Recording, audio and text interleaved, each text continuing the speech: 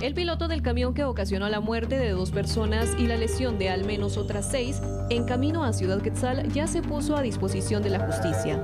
La Fiscalía Municipal de Misco investiga y da seguimiento al accidente que se registró este jueves en camino a Ciudad Quetzal, Zacatepeques, que dejó sin vida a Silvestre López Guerra, de 62 años, y a Melanie Samaná, de año y medio. En el lugar de los hechos no fue posible ubicar al responsable de estas acciones. Sin embargo, esta persona ya se hizo presente ante el Ministerio Público por medio de su abogado e incluso ya se ha solicitado la realización de algunas pericias por parte de INACIF en cuanto a esta persona, las cuales pues ya han sido practicadas, por lo cual pues esperamos que las diligencias continúen avanzando con la finalidad de que la Fiscalía pues presente las solicitudes oportunas ante el órgano jurisdiccional correspondiente. Es correcto, esa persona ya se presentó voluntariamente por medio de su abogado ante la sede del Ministerio Público y se ha solicitado al Instituto Nacional de Ciencias Forenses que realice exámenes toxicológicos y otro tipo de exámenes periciales para poder ir recabando indicios que contribuyan a fortalecer las diversas líneas de investigación que tiene la Fiscalía, que tiene la investigación a su cargo.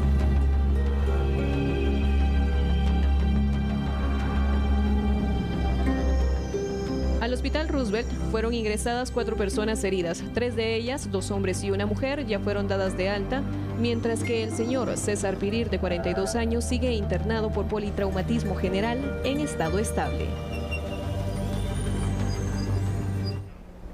Bueno, la verdad que este caso sorprende, lo hablábamos ayer, que muchos de los accidentes que se registran donde el piloto huye, se da a la fuga, no se sabe nada al final, no hay ni siquiera una persecución o un seguimiento para ubicarlo. En muchos de los casos realmente, quizá habrá un par que son la excepción a la regla, pero no se da esta situación, simplemente el piloto, bueno, nos quedamos con que huyó, que le fallaron los frenos y pues ahí está, ahí se cierra el caso. En este caso llama la atención que pues al final él se entrega. Y quiero que vayamos entonces analizando, Fernando, cuál puede ser el futuro legal de él, qué delitos podría estar enfrentando, que crees que podrían prosperar incluso en el juicio, y cómo cambia la situación que él se haya entregado. Bueno, vayamos en orden porque la idea es que este espacio pueda servirle a usted, amigo y amiga televidente, como pues algo que le genere nuevo criterio, que incremente su acervo cultural y lo más importante, que podamos, pues aunque sea un poquito, educarle en temas que normalmente pues no puedan ser su día a día. Si usted maneja un vehículo, sea cual sea el tamaño de este, y ocasiona un accidente en donde usted es el culpable, por favor, consejo legal, no huya. Enfrente la responsabilidad de haber conducido de una forma imprudente en el momento en que sucede el accidente. Si fue culpa suya o no, eso ya después se va a dilucidar, pero toda vez hay un accidente y hay heridos, por favor, el mejor de los consejos legales que puedo darle es no huya, porque esto se va a convertir en un agravante del delito que se pudo haber suscitado en ese accidente. Entonces, empecemos en ese orden. La recomendación de parte de TN23 y a la medida es que si usted se ve involucrado en un accidente, por favor, jamás huya. Primer punto. Segundo punto, ¿qué sucede con la situación jurídica de este piloto? Aquí el tema es que en el momento de haberse suscitado el accidente, Sandy, él huyó. Ya eso está pues grabado como un espacio en donde él no respetó lo que tenía que haber hecho, número uno, como un ciudadano responsable, número dos, como un piloto que realmente dentro de lo que aprendió para tener la responsabilidad de llevar el volante de ese camión que se le fueron los frenos, que falló mecánicamente, simple y sencillamente él tendría que haberse quedado, hablar con las autoridades, explicar el tema del caso fortuito, del por qué su camión falla. Él no podía estar en control del fallo. Entonces ahí entra el espacio del caso fortuito. Pero simplemente él toma la decisión de huir, pasan 24 horas y no se sabe nada de él, lo que genera que inmediatamente entonces se pueda abrir dentro de su expediente el espacio de una orden de captura inmediata. Solo allí ya su situación jurídica cambió, porque hay homicidio. Simple y sencillamente perdió la vida una abuelita con su nieta y se da ese espacio en donde, sea como sea, no puede cambiar la circunstancia de que por impericia, por caso fortuito, por circunstancias que no estaban en su control, simplemente hay 2 personas fallecidas. Pero el haber huido simplemente le genera una agravante. El homicidio culposo está, no hay homicidio doloso. Son los 2 tipos. ¿Qué diferencia hay entre uno y el otro? Excelente pregunta. Homicidio doloso es cuando la persona va con la mentalidad de hacer el daño. Con hecho pensado. De quitarle la vida a otra persona. Con el hecho pensado, como bien dices tú, de hacer el acto que va a culminar con que la otra persona deje de existir. Hay dolo, hay intencionalidad. Pero en el caso de el homicidio culposo, simple y sencillamente fue porque hubo impericia, el caso fortuito del que le explicaba, el vehículo falla y entonces él no tiene el control por la velocidad que agarra el camión y simple y sencillamente pega con los vehículos y se da la circunstancia de la pérdida de la vida de estas 2 personas. Pero el hecho de huir agravó su situación, agravante. Ahí es donde entra la circunstancia incluso en donde el juez realmente puede llegar incluso a incrementar esa pena que le vaya a imponer porque simple y sencillamente no cumplió con la responsabilidad de buen ciudadano de quedarse en el lugar y afrontar las consecuencias de su acto. El punto también es que, por ejemplo, cuando se da la posibilidad de que el delito lo permita, que se pueda dar una medida sustitutiva, por ejemplo, como un arresto domiciliario mientras se desarrolla el proceso y la persona pues está en su domicilio. Cuando una persona huye, hasta esto puede verse afectado, ¿no? El juez podría decir, no, porque hay aquí motivos que nos pueden llevar a pensar que se puede dar a la fuga porque ya lo hizo una vez. Creo que también eso es una de las complicaciones que puede tener una persona, ¿no? Por supuesto, en el caso del abogado defensor del piloto, si no hubiese huido, pues él presentará, ¿verdad?, un esquema de vida de la profesión como piloto de esta persona, si él no se ha visto involucrado nunca en ningún tipo de denuncia en el tema de tránsito.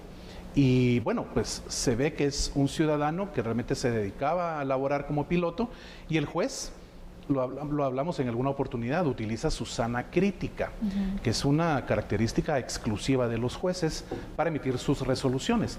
Y se dará cuenta con todas esas pruebas que el abogado le presente que este piloto, pues simple y sencillamente era un ciudadano que estuvo involucrado en un accidente porque simple y sencillamente no tenía control de lo que sucedía mecánicamente con el camión que él conducía. Sin embargo, la realidad es otra. El abogado hoy podrá solicitarle al juez esa medida sustitutiva, pero entra la sana crítica nuevamente. Y el juez, ¿qué es lo que va a decir? ¿Por qué voy a beneficiar yo a esta persona si realmente cuando tuvo que quedarse a afrontar su consecuencia, su responsabilidad, él simplemente huyó? Claro, se presenta 24 horas después ante las autoridades y qué bueno, ahora va a dilucidar su situación, pero ya con agravantes. 24 horas después de lo acontecido, le genera un problema bastante serio. Definitivamente. Vamos a ir con unos datos para ir recapitulando sobre este caso que se presentó ayer en Ciudad Quetzal, donde una cámara de seguridad de hecho grabó el momento de la múltiple colisión que ocurrió sobre el kilómetro 16 de la ruta Ciudad Quetzal. En ella se observan cómo un camión se quedó sin los frenos, según los primeros reportes. Se descontrola e impacta contra 7 vehículos. Ayer le presentamos este video, donde se confirmó que el conductor del camión se dio la fuga tras el incidente. Sin embargo, 24 horas después de esta fuga, se presenta ante la justicia. Y continuando con los detalles informativos, recordemos que en uno de los vehículos fallecieron 2 personas que eran miembros de una familia que quedaron atrapados dentro de los hierros retorcidos del vehículo en el que viajaban. Se trata de una abuela y su nieta, quienes fueron identificadas por sus familiares como Silvestre López, de 56 años, y Melanie Samantha González López, de año y medio. Otras 5 personas necesitaron ser trasladadas a un centro asistencial y han sido atendidas por médicos por las heridas que presentaban también producto de este accidente de tránsito. En este caso, por ejemplo, estamos hablando, Fernando, de 2 personas fallecidas y de estas personas heridas también. ¿Cómo es que se va agravando la situación? Es decir, es al final una acusación por todo, se va haciendo por cada víctima. ¿Cómo se podría manejar este juicio en contra de esta persona?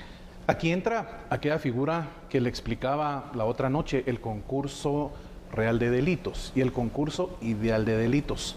Significa que cada uno de los espacios en donde ejerce pues alguna relación directa al accidente, es decir, hay varias víctimas, hay fallecidos, hay una familia detrás de esos fallecidos que naturalmente va a pedir pues algún tipo de responsabilidad civil.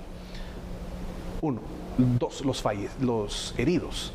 Hay heridos a quienes hay que afrontarles los gastos médicos, la recuperación, posibles fisioterapias y naturalmente 3, dentro de todo, el problema de los daños materiales. Entonces, tenemos los fallecidos, tenemos los heridos y tenemos los daños materiales, no solo de los vehículos, sino no sabemos si también, según recuerdo, uno de los vehículos golpea una vivienda, entonces ese dueño o la dueña de esa vivienda también puede pedir el resarcimiento de esos daños, ¿verdad? Es parte de la responsabilidad civil. Todo esto se va sumando y el juez toma la decisión de que por esta circunstancia A son tantos años de prisión y tanto de responsabilidad económica. Por esta parte de los heridos, tanto tiempo de responsabilidad en materia de privación de libertad, si así lo tomara el juez en su resolución, y el pago de daños.